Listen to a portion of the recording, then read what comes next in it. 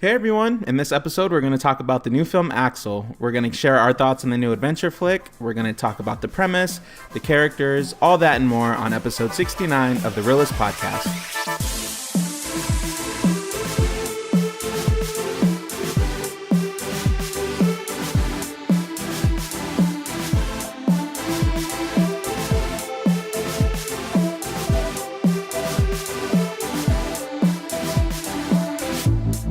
Hello everyone, I'm Donald. And I'm Oscar. I meant to say Donnie. Sorry guys. Sometimes I get confused with like who I'm talking to. Split personality. I know. One day I'm Donald, the next day I'm Donnie. You never know who you're going to get. We have our producer Ruben here. Hello. We're actually sitting in his room right now. Just wanted to throw that out there. I don't think we've ever disclosed where we've been recording until now. Well, we've said our apartment. Yeah, we have. We've said our apartment on other episodes. We haven't said like in your room or anything. Now you're just exposing everything. Well, last week we did it in my room. Wait, what? What? Last week we recorded in my room. There you go. Sorry, did it sounds can be anything. Get your mind out of the gutter, man. Jeez. I mean, this is a rated G. I know it's supposed to be. We're supposed to appeal to a broad audience. Number, we got to keep it, very clear. Ow, ow! Episode 69. Love you long time. What? Huh? Nothing. Thank you guys so much for listening. We always appreciate it. If you're new here, welcome to the Reel-ists Podcast, where we look at films and consider how certain scenes and aspects tie into real life. Wow, good job. Thank you very much. I still struggle with that. I know. I almost stumbled on that just now. Thank God I didn't. And if you're a returning listener, thank you so much for coming back. Please remember to spread the word. Tell us to everyone you know. And remember to rate us on iTunes. Drop us a comment on YouTube if you'd like. Or you can find us on social media, Instagram, Facebook, Twitter, at Team Reel-ists, Team REELISTS. No dash. Yes. I'm waiting for that one person to respond to us and be like, I told everyone I know I can't. Oh my God. Everyone you told me to tell. I told my classmate. I don't have anyone else to tell. I told my pastor. I told the milkman. I always throw the milkman in there. Like people have milkman. like we're in 1952 or something. Wow. Anyways, thank you guys for your support. We always appreciate it. And with that said, I don't think we have any other housekeeping. Nope. So we can jump right into AXL, or as we like to say here at the Reel-ists Podcast. And everywhere else nationwide. Axel. We saw a film called Axel this week. We did. A very interesting film, I'd say. Oscar, do you want to tell us your initial thoughts? What did you think of Axel? I really was going in with the expectation of I was going to care for this robotic dog to some capacity. Maybe at least the connection with the human. But it didn't click, unfortunately. This was one where watching it, it was kind of, I was waiting for that moment where it would be like, now I see the interesting part, or now I'm getting hooked onto it. But it played it very safe on the plot, and I felt like there was just some things that should have been worked on. So this one was one of those that didn't exceed the expectation. It actually kind of it was exactly what I thought it was going to be, just a very simple family plot for anyone to really follow along. Nothing really like deep, or like there's no like symbol or anything, like the robotic dog did not symbolize the future or anything. It was just like an experiment kind of. Mm-hmm. But yeah, so this one was one that I was a little disappointed walking out. I think we were saying it as we were leaving, that it was just kind of, it felt more of like it was as close to being like a TV movie, like a TV special. Yeah. And not even like the effects wise. The effects were actually really good. It was just the story of it and the way that the plot moved along. Yeah, the way it was presented.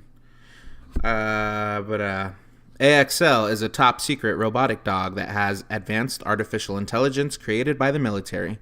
After an experiment gone wrong, AXL is discovered hiding in the desert by Alex, a kind-hearted outsider who finds a way to connect with the robot. The two soon develop a special friendship based on trust, loyalty, and compassion. Helping Miles gain confidence, AXL goes to any length to protect his new companion, including facing off against the scientists who want their creation back. You know what I will say?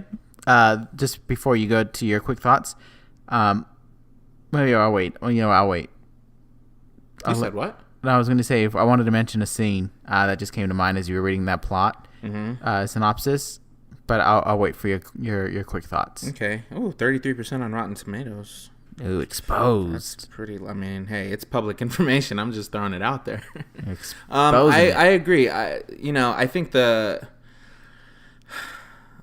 I don't know, man. It's like you get these films where it's like I feel like I've seen it before or I've heard it before. It's like, oh, something created by the government that isn't meant to be out, known to the public yet, and it escapes and somebody finds it, and then obviously, the first person that finds it or the person that finds it ends up being a really like kind-hearted person with a good heart, and then they have a bond, and it's like I don't feel like that's such an original storyline. You definitely know the plot points to the extent of what you should expect next, and it kind of did with who was the bad guy, who was the good guy, the friend / love interest. So yeah, it did. It like exactly met those marks of like, oh, what do we need in an action? What do we need in an actiony adventure film? Oh, okay, we need an underdog. Okay, got it. We need, government cover-ups or conspiracy. Got it. Okay. We need a really pretty girl to befriend the underdog. And okay, got it. Like it's just checking off the list of things that comprise a, quote unquote good movie, I guess. But it's more than that. It's more than the script and the actors. It's like it has to be more of this passion that you want to tell this story because there's something that can resonate with the audience, and I feel like that's what lacks. I don't know if they were trying to go for like the idea of just a dog overall is what's going to appeal to people, and I don't know if it's just the realistic perspective of a robotic dog just cannot capture the same as a real dog. Like and spoiler alert, even the last scene when they have a real dog in the movie, that was a more emotional. Oh my god, dude! I was like, that was more emotional, and it had my favorite dog in the movie. So I was like, oh, I wanted to jump through that movie screen into that reality and take that dog. But that last scene was like the clear indication of what the movie should have been. Maybe they could have been it more of like, I'm just speculating here for a little bit, more of like maybe like they had a real dog and the dog got injured, so it had like a lot of body parts that were robotic, but it was still like a dog in spirit. Kind of think of like Cyborg, kind of like that, where it's like there's still a portion of the human side of it, but a lot of it's like robotic pieces. Just something else that probably would have connected. I don't know. I feel like just from the beginning, knowing it's all robot and no dog. Yeah, it definitely. I mean, I felt a little kind of. I don't want to say empathy. I felt. How do I say it? They wanted me to, the director, they wanted whoever made the movie, they wanted me as an audience member to connect with this dog, right? So I only connected a very, very tiny portion of it because, I mean, yes, it's a robot. I know it's supposed to be built with like the same qualities of a dog and loyalty and companionship and this and that, but I feel like that wasn't showcased, or it wasn't like put up front as much as it could have been. It was a lot of robotics. They made it clear that it was a robotic machine that could do all these things. It could have been, exactly, that was my point. It could have been any animal. It could have been a hawk. It could have been, I mean, I guess they're like I said, they're going for the dog because of loyalty and man's best friend, but it could have been any animal that they could have put those qualities in the robot. Right. It could have been a lion. It could have been a grizzly bear. It could have been a snake, and they could have put those same dog, qualities, I guess, into it. Because a dog is not the most lethal animal to walk the earth. I mean, if they're looking for something that's lethal and deadly and vicious, that can attack and that can maneuver and that can, just really be a solid defense mechanism the government, there's way better choice. I mean, dogs are great, and they use them. Obviously, police force use them, but there's other options they could have gone. So that was like that was a good point that I'm glad you brought up, because it could have been any animal. I do want to disclose something. So at the beginning, or a couple of minutes ago, I read the little synopsis from Google, and the actor they said that this dog was discovered hiding in the desert by Alex, but Alex is the name of the actor who played Miles. Oh, yeah, it is. So whoever wrote this, they put Alex and then they put Miles at the end, helping Miles gain confidence. So I was like, what? I just caught that. So I don't think I'll be reading synopsis from Google anymore. I want to briefly just talk about this scene in the beginning because it to me it still triggered the instruction video of what the dog was, the robot dog, at Axel. the very beginning. Yeah, I honestly lost like interest. no, as soon no, as it not started. not even lost interest. I felt like I was going on an attraction, like I was going on Transformers at Universal Studios Hollywood. It felt very. And they were giving you like that brief little video right before you get on. Like they were just missing the when you get on board, don't forget to buckle your seat. Yeah, exactly. It felt very. What's the word I'm trying to think of, man? I hate when I can't think of the correct word I want to use.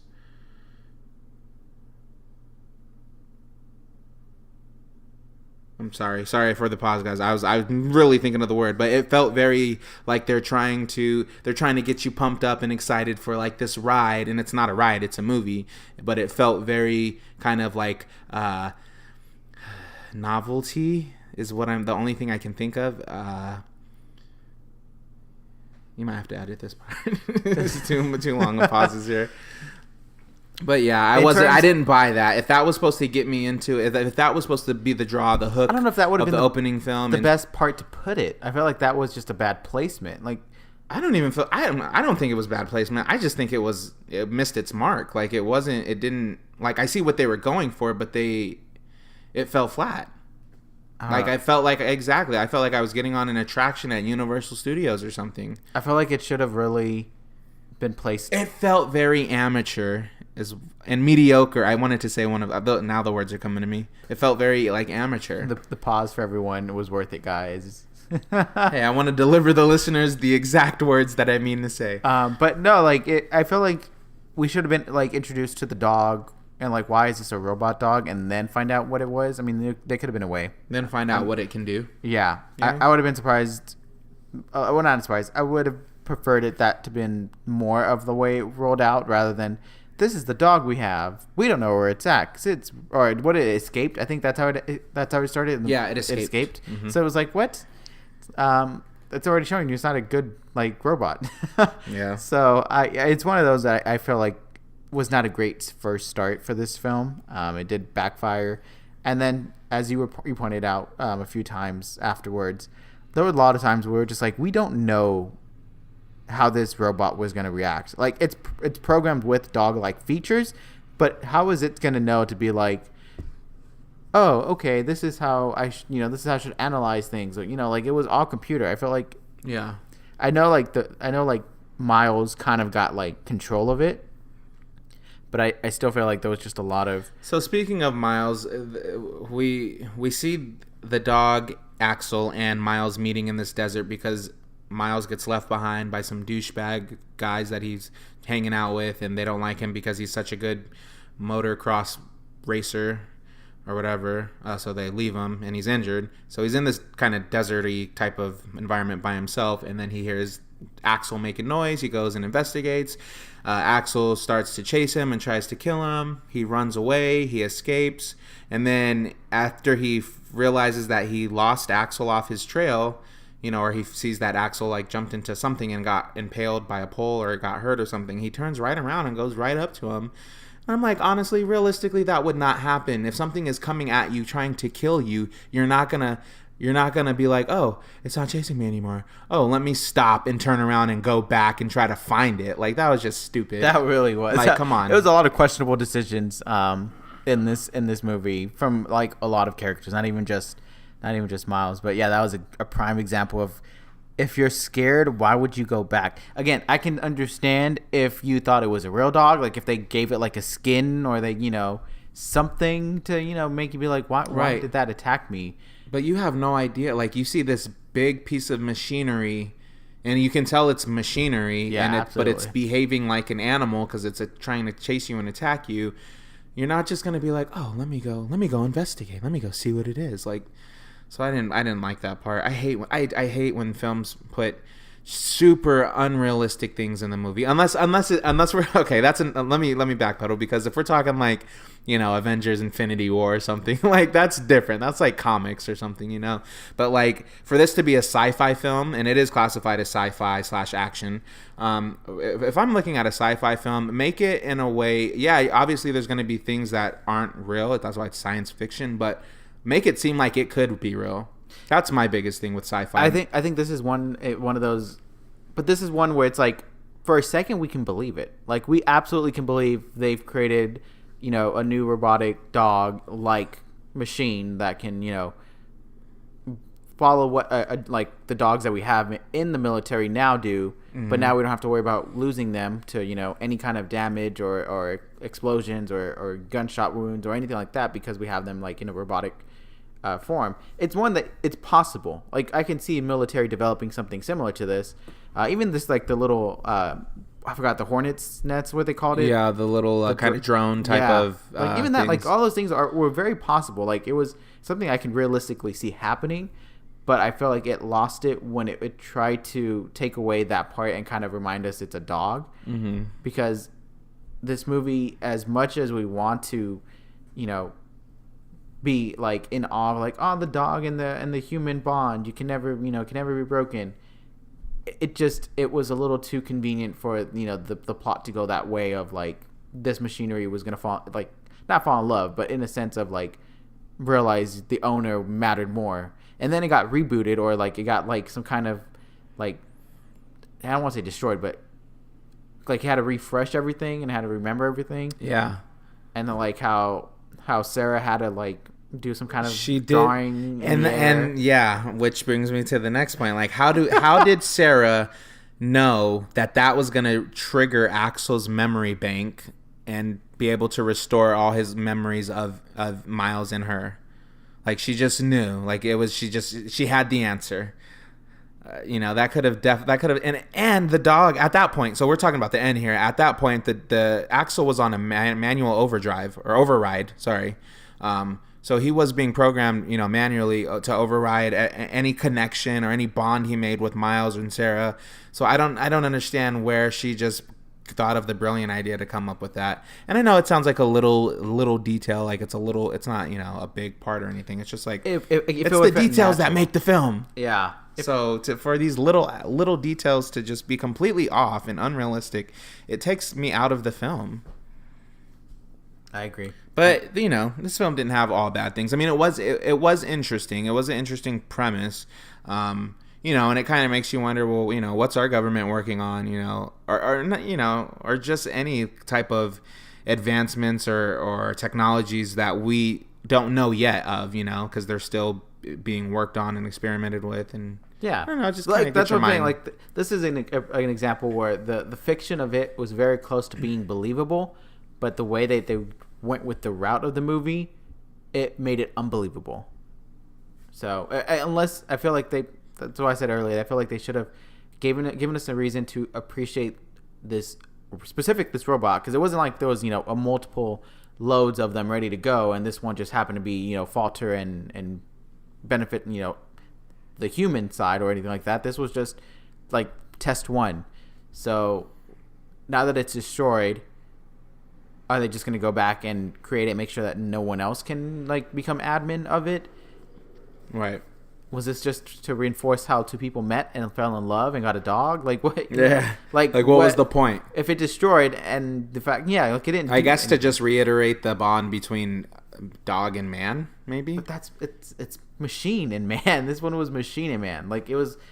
That's why I'm saying, unless they try to play it as, oh, this was actually a real dog, but it got badly injured in the military combat, and so they gave it these robotic parts, and now it almost thinks like more of a machine than a dog, but deep down it's still a dog. Or we thought this entire movie was a dog, but turns out it was machine. Something in that degree. Mm-hmm. I gotcha. I will say I did like the acting in the film. I thought the actors all did good. I can't pronounce his last name, Nustedder. Nustaedter. Wonder where that's from. I have no idea. But I thought he was really believable. I mean, I felt like he was an underdog. You know, his whole story, you know, he was like, you know, kind of, he didn't have the money that his competitor, you know, arch nemesis Sam did. You know, but he really was passionate about racing, and it just seemed like life wasn't cutting him a break, and he had to work twice as hard, just, you know, is what he said. And I really believed him, and you know, and towards the end he had some emotional-ish scenes with Axel, and I believed it. I thought he did really well. And the dad too. I liked the dad. Yeah, I felt like they had a good like father-son relationship on screen. It seemed really good. The kind of douchey guy Sam, who we thought was gonna like maybe befriend him at first, just with the whole like, my father wants me to do this, but I don't want to do this. Yeah, I thought there was gonna be like a kind of like a common ground kind of thing or something, or like you know, maybe that Sam's trying to befriend Miles, and then his dad comes and is like, you can't be friends with your competitors, and he's like, but Dad, you know, Miles is a great guy. I thought it was gonna go that route, but it didn't. Sam just ended up being a jerk. And that was unfortunate. Although I can't say I totally believed him as I don't know. I mean, he's not a villain. He's just like a jerk. A bully. It was hard to believe. A bully, exactly. But I don't know. It was hard. I feel like he was like shorter and like kind of scrawnier than the actor who played Miles. So it was like, you know what? Now that I think about it, you're right. I could see that. So I was like, okay, you're supposed to be the bully, but you just had the money. That's all. It was that's just the true. money. That's it. That's true. Becky G did good. I liked her. I felt like I've never seen her in anything else, but I mean, she was in Power Rangers. Okay. Was she a ranger? She was a Yellow Ranger. Yeah. Oh, okay. Oh no. Yeah, she was a yellow. Was it yellow? Yeah. Okay. For a second, I thought it was pink. She definitely did well, and I think what worked in her advantage is that the character was very straightforward as to what she was. She was a friend. Borderline love interest at the end, and where they kiss and stuff, but her role of just being there and having fun, I feel like was easy for her to go with. She didn't have to do too much. Because when Power Rangers, they were trying to give her some kind of arc, but it was just falling flat. But this one was, because it was a simple role of being a friend with some love interest, I think she was able to manage it. So yeah, she definitely did a little bit better than her last one that I remember of Power Rangers. But we've seen improvement. Yeah. No, that's always good. Did you have like a standout scene from this film? That's a good one. A standout scene aside from the real dog that they showed at the end. Why can't that be it? It can. I'm really trying to think. Was there a scene was there one for you? Let's see. Do you have one? I'm trying to recall a scene, and I feel like that's already a bad sign that I can't recall a scene that really stood out to me, because a lot of it was, I didn't have the interest in the dog in the first place, and the robot dog. I mean, if I really want to break down the actual racing, the motorbike racing was probably like a standout. So that was the beginning, yeah. Like a little, yeah. Of course, the first third of the movie, yeah. Because the whole entire, like, at that point when the dog was like in their favor, the bonding of that, I didn't really believe it, because at this point I'm more of like, why is this machine working with this human? I just never took it as a dog, so I think that's probably the issue was. Okay, I gotcha. I think a lot. I don't have one particular favorite scene. I mean, I loved when they. Axel is great, but the real dog. Okay, it was a little baby husky, and that's my favorite type of dog. So when they showed that beautiful little baby husky, you said I can't say it, but I was just like But most of my favorite scenes were when we were seeing things from Axel's point of view. So we were kind of seeing this kind of with the analysis computer generated type of screen with everything he was doing. He was scanning all these humans. He could read heart rate and body temperature and all these other things he could do to discern who was a good guy and who was a bad guy. And that was really cool. I thought that part of it was really, really, really nice. I really did enjoy that part a lot. Like, and that was peppered throughout the film. Right. So we got a really good insight into how Axel's quote unquote mind works, or how he's programmed, how he's designed to, to observe and assess and then react accordingly. So that was really nice. I really liked that part. I felt the other thing that this movie was missing is that it didn't feel like a big scale movie. And not say like the budget wasn't big, but like to me, I feel like when a movie wants it to feel like it's a big scope, like this big, scale of what you're seeing on the screen, I feel like it works sometimes, and it's in the favor of most films. This one, they try to do a lot of more personal touches with like the motorbike scenes, like the camera behind him, directly behind him, and then you see like personal camera scenes, the dog vision. Like try to get unique with how it was filmed and how you're seeing it, and I felt like that didn't help its reason. Like you should see this on the big screen because it looked like everything else should have been more of like a home TV screen. Yeah. But that was something straight else. to DVD maybe or Netflix. Yeah, I didn't give it that cinematic touch. For sure. Okay. Well, with all that said, what are you gonna give it for a real score? This one is gonna. I don't know why I asked you like that, but for this one in particular, this one is gonna be one of those lower ends. Unfortunately, I am gonna be giving it a 1.5. Ow! So, yeah, it didn't click. I appreciated the thought of the what they wanted to do of like, oh, what if we had a robot that was like a dog? Can it replace the dog in the military? It was a very intriguing premise, but it didn't go in the direction I wanted it to. It went in the direction of playing it safe, playing it family fun, and that's not to say that's a bad direction. It just didn't take advantage of what it had in its film, both actors and the premise and the settings and all that. Okay, I got you, man.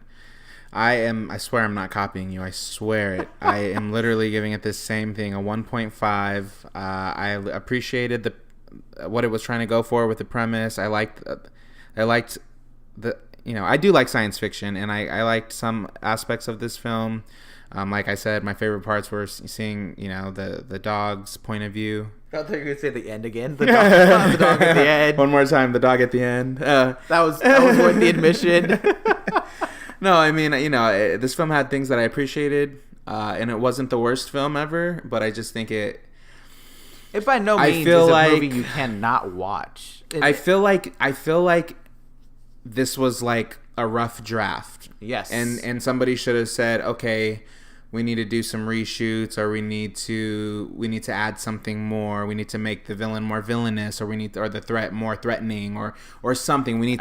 Somebody needed to kind of edit it, go over it and revise it and resubmit it before it was released. That's what I feel like. Yeah. No, because I think it could have been a really right. I think it could have been better. There was room for improvement for sure. Absolutely. Well, too late for the improvement. But it was like one of those. It was like if that was like the first screening that they showed to the public. Exactly. Like they showed it to a test audience or something, and then the test I don't really connect with it. Yeah, exactly. That. But no, it was. It's not by no means a movie you cannot watch. You might find yourself losing interest to stick through the end. Great one for little kids though, because the robot definitely has that dog quality. So it's interactive enough for a kid to watch it. But yeah, otherwise you probably will pass. You know what? And this, you just made me think of something. I don't know why, but I even feel like, and I'm not picking on the actress who was playing it, but the actress that was playing like the general. Yes. Even everything from like the costume that she wore, it just seemed very amateur, like very like. Well, the this is what a stereotypical, soldier. like government official would dress like and how she would talk.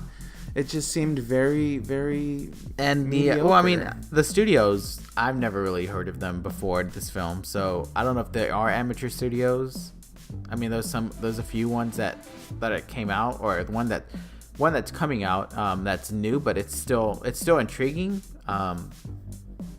Right? What is it? White Boy Rick, I believe. Oh yeah, I can't wait to see that. That one's a new studio, but see, so it's not even like being a new studio is the reason to do it's not a bad film. It's just a very, very first draft as a final film. Yeah.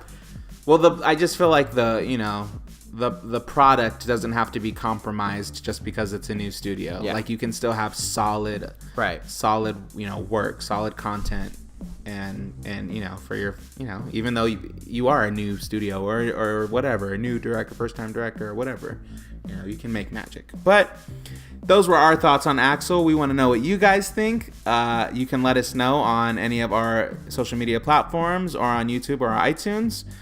Did you like it? Did you love it? Did you hate it? What did you think about it? Just let us know. Did you see it? Have you even heard of this film? We saw the box office numbers. We know that it's not that big of a number. Right. So. A lot of them probably didn't see it, but it is what it is. We'll leave it up to you to tell us what you think of it. So anyways, anything else you want to say, Oscar? That dog at the end, though. Let's talk about that dog. Let's have a whole another episode about that dog. Can we just get a husky, please? Or a pomsky? That's what I really want. That conversation has to be off another there. time, another place. Thank you, everyone, for listening. Thanks, guys. We'll see you next time.